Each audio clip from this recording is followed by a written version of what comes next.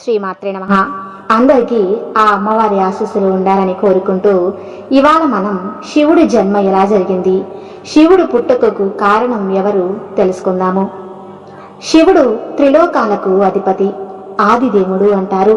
ఎందుకంటే శివుణ్ణి యూనివర్స్లో ఉన్న ఏ శక్తి కూడా ఎదిరించలేదు. శివుడి యొక్క జన్మ ఎలా జరిగింది అని మీరు ఎప్పుడైనా ఆలోచించారా? అలాగే శివుడి తల్లి ఎవరు, తన తండ్రి పేరు ఏమిటి, శివుడు ఎవరి దగ్గర శిక్షణ తీసుకున్నాడు, అలాగే శివుడు ఎవరు శిక్షణ ఇచ్చాడు, ఇలాంటి ఎన్నో ప్రశ్నల గురించి ఈ వీడియోలో మాట్లాడుకుందాం. ముందుగా శివ పురాణంలో శివుడి జన్మకు సంబంధించిన ఒక కథ గురించి తెలుసుకుందాం. శివ పురాణం భగవంతుడైన శివుణ్ణి స్వయంభూ అంటారు. అంటే శివుడి యొక్క అర్థం శివుడి జన్మ అనేది స్వయంగా జరిగింది, శివుడికి తల్లి తండ్రులు ఎవరూ లేరు అని అర్థం. అందుకే శివుడు పంచభూతాల్ని కంట్రోల్ చేయగలడు. శివుడికి మృత్యువు అనే భయం కూడా లేదు, శివుడికి చావు అనేది లేదు. ఇప్పుడు విష్ణు పురాణంలో చెప్పబడిన భగవంతుడు శివుడి యొక్క జన్మకు సంబంధించిన ఇంకొక కథ గురించి మాట్లాడుకుందాం. విష్ణు పురాణం ప్రకారం విష్ణువు నుదుటి గురించి వచ్చిన తేజస్సు కారణంగా శివుడి యొక్క జన్మ జరిగింది. విష్ణువు నాభి భాగం నుంచి బ్రహ్మ ఉద్భవించాడు. అయితే విష్ణువు జన్మ గురించి శివపురాణంలో ఏముంది అంటే, శివుడు ధ్యానం చేస్తూ ఉన్నప్పుడు రుద్రాక్షమాలను లెక్కిస్తూ ఉన్నప్పుడు ఒక రుద్రాక్ష జారి కింద పడింది. అందులో నుంచి విష్ణువు ఉద్భవించాడు. ఇక్కడ మీరు గమనించినట్లయితే విష్ణు పురాణం మరియు శివ పురాణం రెండు ఒకదానికొకటి వ్యతిరేకంగా ఉంటాయి. ఇవే కాకుండా శివ పురాణంకి సంబంధించిన ఇంకో కథ కూడా ఉంది. అది మీ ఇంట్లో మీ అమ్మమ్మ తాతయ్యలు చెప్పే ఉంటారు. ఇంతకీ ఆ కథ ఏంటంటే, విష్ణువుకి బ్రహ్మకి మధ్య ఒక పెద్ద గొడవ జరుగుతుంది. ఆ ఆర్గ్యుమెంట్లో అసలు ఈ యూనివర్స్తో ఎవరు గొప్ప అని ఇలా వీళ్ళు గొడవ పడటం మొదలుపెట్టారు. ఇలా గొడవ పడుతూ ఉండగా బ్రహ్మ విష్ణువుకి కూడా అక్కడ ఏం జరుగుతుందో అర్థం కాలేదు. అప్పుడు సడన్ గా ఒక శబ్దం వినిపించింది. మీలో ఎవరైతే ఈ స్తంభం యొక్క పై భాగాన్ని కనిపెడతారో వాళ్ళే గొప్ప అనే మాట వినిపించింది. అలా విన్న వెంటనే బ్రహ్మ ఒక పక్షిలా మారి పైకి ఎగరడం మొదలుపెట్టాడు. విష్ణువు వారాహి రూపాన్ని దాల్చి స్తంభం యొక్క చివరి భాగాన్ని వెతకటానికి బయలుదేరుతాడు. ఆ తర్వాత బ్రహ్మ విష్ణువు ఇద్దరూ కూడా స్తంభం యొక్క చివరి భాగం కనిపించదు. చివరికి వీరిద్దరూ కూడా ఓటమిని అంగీకరించారు. ఆ తర్వాత శివుడు స్తంభ రూపాన్ని కదించి అసలైన రూపానికి వచ్చేశాడు. అది చూసిన బ్రహ్మ విష్ణువులకి ఈ యూనివర్స్లో అత్యంత శక్తివంతులు శంకరుడు అని కనువింపు కలిగింది. శివుణ్ణి మించిన శక్తి ఏమీ లేదు అని నమ్మారు. ఆ కథ ద్వారా శివుడికి అంతం లేదు అని అర్థమవుతుంది. అందుకే శివుణ్ణి స్వయంభూ అంటారు. అంటే భగవంతుడు శివుడికి అసలు అంతం అనేది లేదు.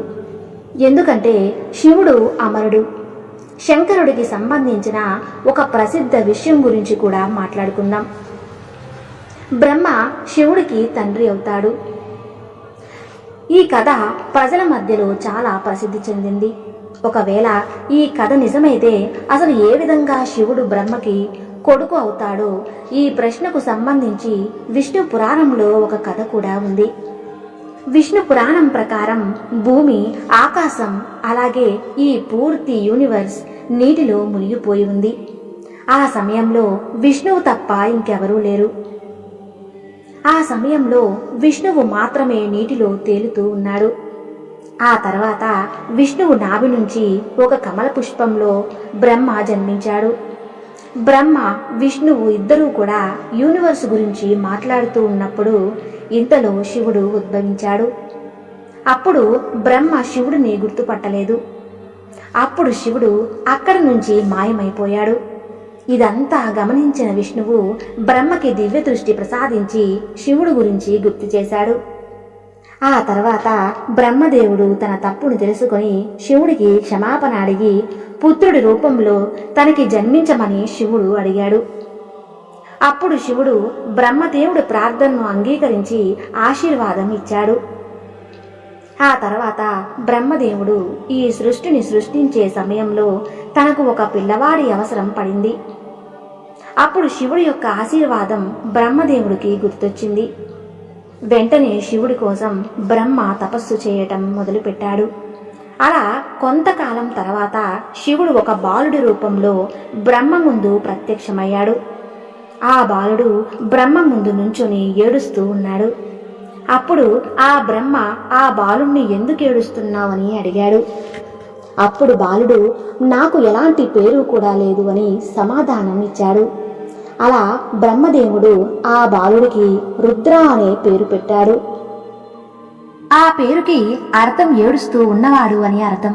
ఆ పేరు పెట్టినప్పటికీ కూడా బాలుడు ఏడుపు ఆపలేదు. దాంతో బ్రహ్మ ఇంకో పేరు పెట్టాడు. రెండో పేరు కూడా ఆ బాలుడికి నచ్చలేదు. అలా ఇంకా ఏడుస్తూనే ఉన్నాడు బాలుడు. ఏ విధంగా బాలుడు ఏడుపు ఆపాలని బ్రహ్మదేవుడు శివుడికి 108 పేర్లు పెట్టాడు. రుద్ర, సర్వ, బావ్, ఉగ్ర, భీం, ఈశ ఇలా మహాదేవ్ లాంటి 108 పేర్లు పెట్టాడు. శివ పురాణం ప్రకారం ఈ పేర్లు అన్నీ కూడా భూమి మీద రాయడం జరిగింది. ఆ తర్వాత శ్రీమద్దేవి భాగవతం గురించి మాట్లాడుకోవాలి. ఈ పురాణంలో మహాదేవుని యొక్క తల్లిదండ్రుల గురించి చెప్పారు. శ్రీమద్దేవి మహాపురాణం ప్రకారం ఒకసారి నారదుడు తన తండ్రి బ్రహ్మతో సృష్టి నిర్మాణం ఎవరు చేశారు అని అడిగారు. అలాగే మీ త్రిమూర్తుల యొక్క తల్లిదండ్రులు ఎవరు అని అడిగాడు. అప్పుడు బ్రహ్మదేవుడు ఈ విషయం గురించి నారదుడికి చెప్పాడు. బ్రహ్మదేవుడు చెప్పిన విషయం చాలా ఆశ్చర్యకరంగా ఉంటుంది. బ్రహ్మ ఏం చెప్పాడు అంటే దుర్గాదేవి నుండి బ్రహ్మ, విష్ణువు, మహేశ్వరులు పుట్టారు అని సెలవిచ్చారు. ఆ దుర్గాదేవియే మా ముగ్గురికి తల్లి అని బ్రహ్మ చెప్పాడు. మరియు కాల సదాశివుడు మా త్రిమూర్తులకు తండ్రి అని చెప్పాడు. ఈ కథలో పాటు దేవి మహాపురాణంలో బ్రహ్మ మరియు విష్ణువుకి గొడవ జరిగింది. గొడవలో భాగంగా బ్రహ్మ ఈ సృష్టిని నేనే తయారు చేశాను అని అన్నాడు. దీనికి సమాధానంగా విష్ణువు నీకు నేను తండ్రిని, ఎందుకంటే నా నాభి నుండి ఉద్భవించావు కాబట్టి అని అన్నాడు. వీళ్ళిద్దరి మధ్య గొడవ సాగుతూ వచ్చింది. ఈ విషయాన్ని గమనించిన సదాశివుడు అక్కడికి వచ్చి పుత్రులారా, నేను మీకు యూనివర్స్ని తయారు చేయడం, పాలించడం లాంటివి 2 పనులు అప్పగించాను. ఇదే విధంగా శంకరుడికి సంహరణ, తిరోగతి లాంటి పనులు అప్పగించాను. సదాశివుడు ఇంకా మాట్లాడుతూ నాకు 5 ముఖాలు ఉన్నాయి. 1 ఆకార్, 2 వికార్, 3 ముకార్, 4 బిందు, 5వ ముఖం నుంచి నాద్ అంటే శబ్దం ఉద్భవించింది. ఈ 5 ముఖాలు కలిపి చూసినట్లయితే ఓంకారం తయారవుతుంది.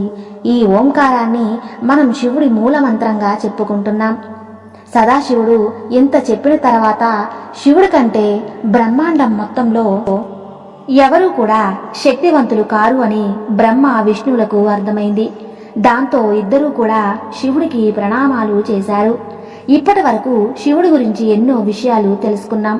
అయితే శివుడు ఎవరి దగ్గర శిక్షణ పొందాడు, శివుడి యొక్క గురువు ఎవరు అనే విషయాల గురించి తెలుసా మీకు? మీరు కొంతమందికి ఈ విషయం గురించి తెలిసే ఉంటుంది.